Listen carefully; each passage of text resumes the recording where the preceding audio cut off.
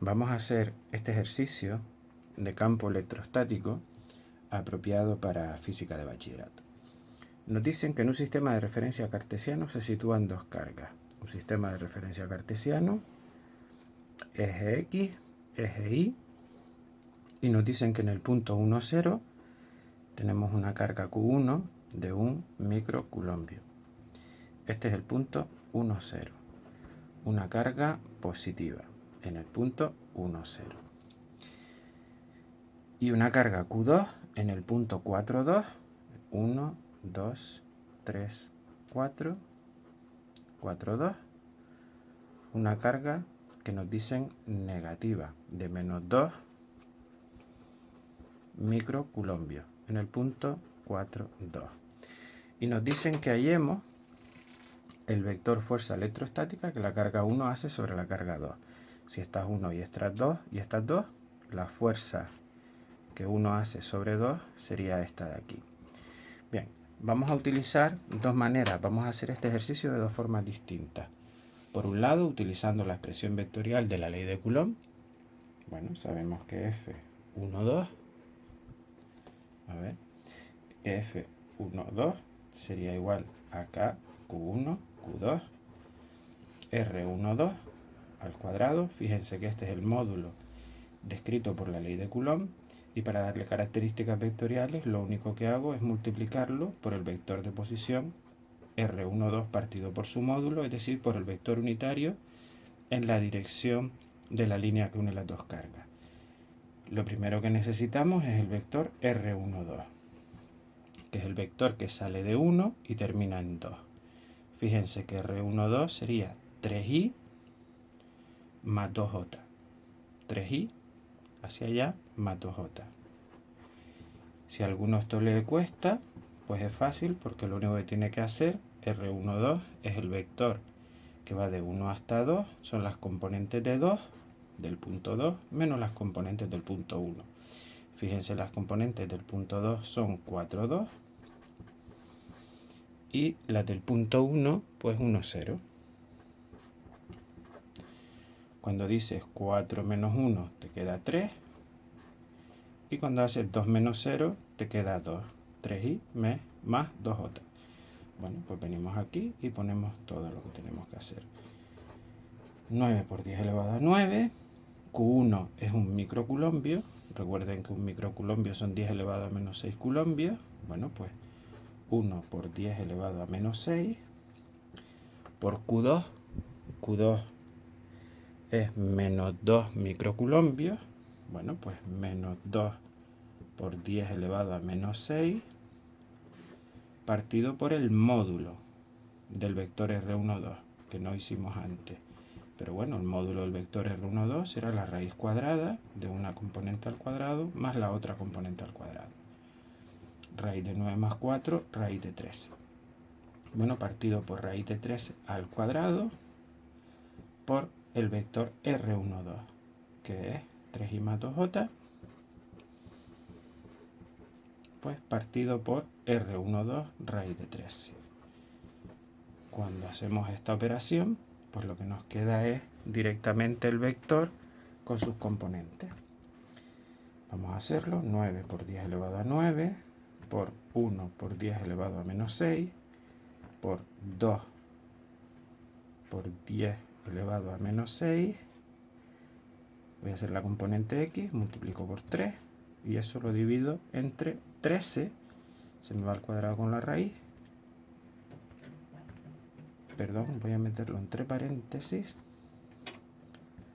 Entre 13 por la raíz de 13. Me queda 1,15 por 10 elevado a menos 3 y, pero fíjense que es negativa por el signo menos de aquí. Y el otro, pues lo voy a sacar, como multipliqué por 3, lo divido entre 3, y ahora lo multiplico por 2, multiplico por 2 por esto de aquí, y me queda 7,68 por 10 elevado a menos 4j. Y el signo también negativo. Fíjense que este sería el valor de la fuerza que 1 hace sobre 2, en vectores y además me cuadra con los signos que me tocan. Fíjense que la componente X es negativa de esta fuerza y la componente Y pues también es negativa puesto que va hacia abajo. Habríamos terminado utilizando pues la ley de Coulomb con características vectoriales. Lo que queremos proponer es una segunda forma de hacerlo utilizando la trigonometría, que suele también explicarse con frecuencia. Bien, para calcular esta F12, yo sé que el módulo de esa fuerza me lo dice la ley de Coulomb. El módulo será K por Q1 por Q2 partido por la distancia, voy a seguir llamándolo R12 al cuadrado.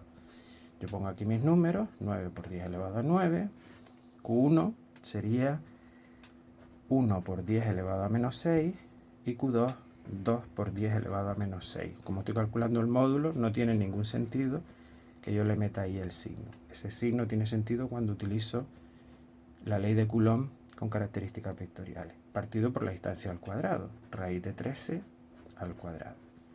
Cuando hago esta operación me va a dar el módulo. Sería 9 por 10 elevado a 9 por 1 por 10 elevado a menos 6 por 2 por 10 elevado a menos 6 dividido entre 13. Perfecto. 1,385. Voy a coger 3 decimales. 1,385 por 10 elevado a menos 3 newton. Este es el módulo de la fuerza que tengo aquí. Pero esta fuerza tiene su componente X y su componente Y. F12Y, esta de aquí, y F12X, esta de aquí. Y es lo que me están pidiendo el vector fuerza. Necesito la componente X y la componente Y. Esas componentes X e Y yo las puedo sacar por trigonometría. Aquí se me ha generado un triángulo, lo voy a poner aquí un poquito más en grande, en donde tengo que esto es F12, esto de aquí sería F12X, su componente X, y esto de aquí sería F12Y. Y este ángulo es el ángulo alfa. ¿Qué es lo que pasa con F12X? Bueno, pues F12X será F12 por trigonometría. F12X, si esto es F12, F12X será F12 por el coseno de alfa. Y F12Y,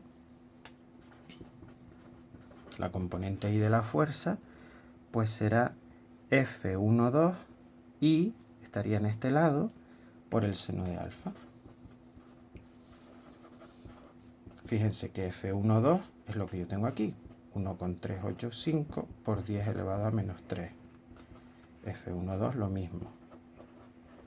Y solo te faltaría para tener la componente X y la componente Y, pues el valor del seno y del coseno.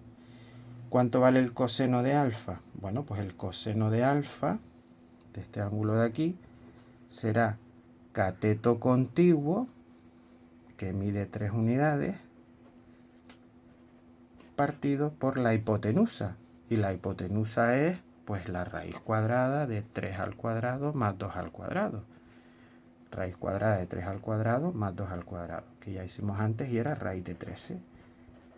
Fíjense cómo el coseno de alfa es 3 partido por raíz de 13. Cuando multiplicas F12 por el coseno, pues te da F12X, la componente X de la fuerza, que te queda 1,385 por 10 elevado a menos 3 por 3, y eso dividido entre la raíz de 13.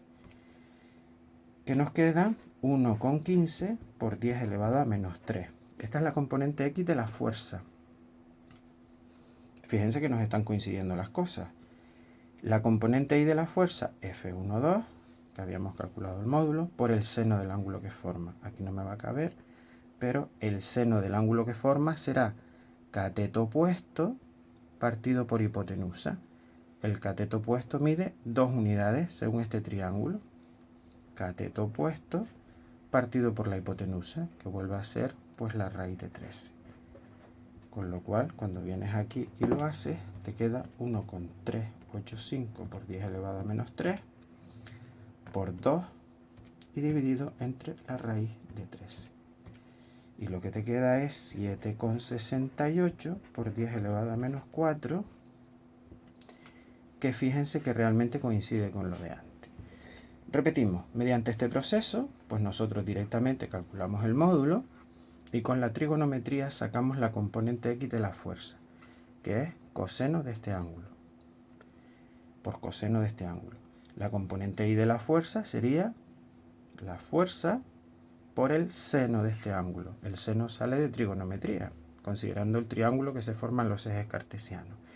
Y ya lo único que te falta es decir que tu fuerza 1, 2, pues será su componente x, 1,15 por 10 elevado a menos 3, y su componente x, pero del dibujo tienes tú que sacar cuál es el sentido de esa componente x, cuál es el signo de ese vector unitario. Fíjense que como retrocede va un signo menos. Esto lo sacas tú mirando el dibujo. Y la componente y, perdón, la componente, sí, exacto, la componente y, la del vector unitario j, pues también la tienes que sacar. Como es hacia abajo, pues el signo negativo lo pones aquí. Y este es el vector fuerza que uno hace sobre 2, pero sacado mediante este segundo proceso un poquito así como trigonométrico. Esto suele ser más sencillo, pero hay profesores que lo explican de esta fórmula. La expresión vectorial de la ley de Coulomb, partiendo del vector de posición, te lo da en cierta forma directamente con su signo, y trabajando con el módulo, utilizando directamente la ley de Coulomb, sacando el módulo y descomponiendo sus componentes. Quizás el problema es que el sentido, el signo de la componente x y de la componente y, la tienes que sacar pues del dibujo. Pero en cualquier caso, pues da lo mismo. Espero que sirva de ayuda.